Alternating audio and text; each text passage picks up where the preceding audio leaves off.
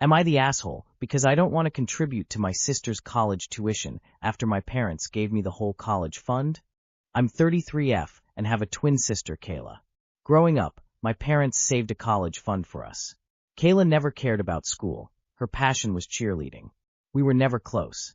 In high school, she and her cheerleader friends bullied me and my best friend for being nerds since we were academically inclined and not cool. As an adult, I tolerate her for peace, but we're not friends. We barely talk, and I doubt we'll stay in contact after our parents die. After high school, Kayla took a gap year and never went back to college. She traveled and ran a moderately successful travel Instagram. I earned a scholarship to a public Ivy, worked for 18 months, then applied and was accepted to law school at my dream school in my dream city. At this point, I was 25. The college fund was untouched because of my full-ride scholarship and Kayla never starting college. There was enough in the fund to cover my law school. My parents asked Kayla if she planned to attend college. She said no, since she could get paid to travel.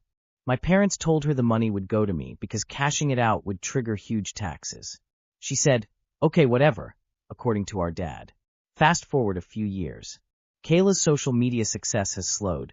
She hasn't enjoyed jobs she can get without a degree, and now she wants to study marketing. My parents are retired and cannot pay for her tuition. Now Kayla says that since I'm a lawyer and got the whole college fund, I should pay for her education. I don't want to.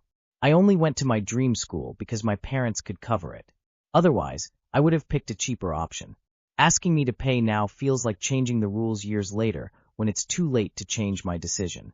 She kept saying, "We're sisters." And I reminded her she should have thought about that when she bullied me in high school. She called me bitter. I said actions have consequences, and she isn't entitled to my forgiveness. We were never close, and it's unfair to demand closeness now, especially when it would require me to sacrifice a large portion of my income. I work a passion law job without loans rather than chasing big law money, so funding her degree would hit my lifestyle. I don't want to give up my travel and concert plans to do a favor for a sister who has never acted like one.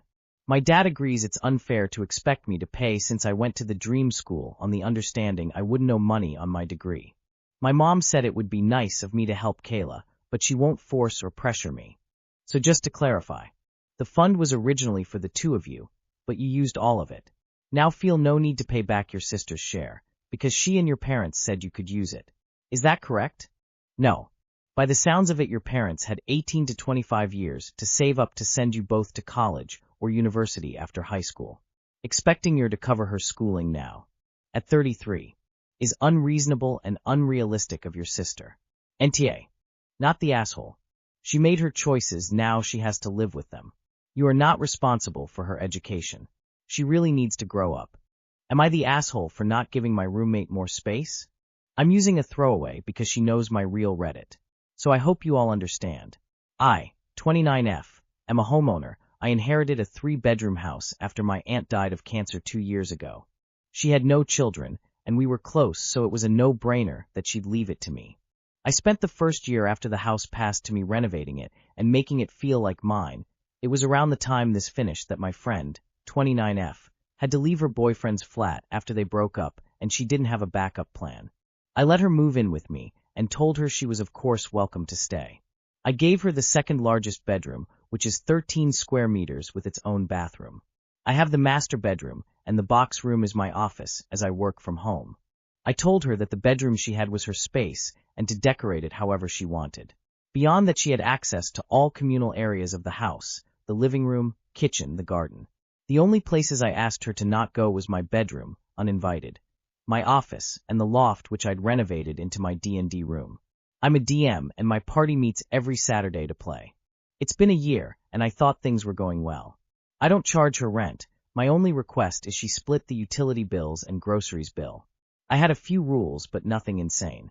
A heads up if she had an overnight guest. No loud noise after 11 p.m. on a weekday, and to keep her own space clean. She has randomly told me yesterday that she needs more space.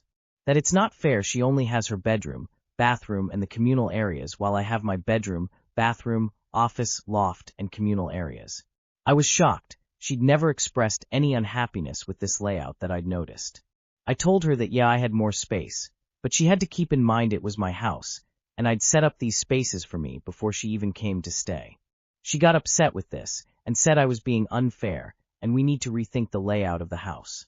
This has made me a bit uncomfortable. I let her stay when she had nowhere else to go, and I was happy to give her free control over her own space, but I can't help but feel this is rather ridiculous. Am I the asshole? Not the asshole. You need to encourage her to move on. She now thinks she's entitled to dictate living arrangements in someone else's house. That genie cannot be returned to the bottle. And sad to say, but this friendship is probably over. Not the asshole, kick her out before it turns into a squatter situation. Not the asshole. Hey, I totally understand you needing more space. Let me know when you plan to move out. I'll make sure I'm available to help you carry things. Am I the asshole for driving away while waiting for my wife, making her think I was leaving her? I need some outside perspective on a massive misunderstanding between my wife and me. We had plans to go out, and I was waiting for her in my car inside her building's parking lot. Suddenly, another car needed to exit, and I was completely blocking the way. I couldn't just sit there obstructing traffic, so I had to pull out of the lot. My plan was to wait just outside the building. However, there was another car blocking the closest spot where I could pull over. I drove a little further up to find another spot, but right as I got there, another car took it. Because of the traffic and the layout of the street, I had absolutely no choice but to keep moving and drive around the entire block. The problem is, exactly when I drove off, my wife came out. She saw me driving away and immediately assumed I got mad, got tired of waiting, and was abandoning her. She got extremely angry. She completely canceled our plans, refused to go anywhere with me, and wouldn't even answer my calls, so I could explain that I was literally just circling the block because of traffic. I understand why she might have been shocked for a second, but I feel her reaction was completely disproportionate since I was just trying not to block the street and immediately tried to call her to fix it. Am I the asshole? Edit. I have never left my wife before. This is the first time we have such a problem. Info. Is there a history of this happening before? She got so pissed off so quickly. Have you left her for being late in the past? Is she frequently keeping you waiting, and you guys argue about it?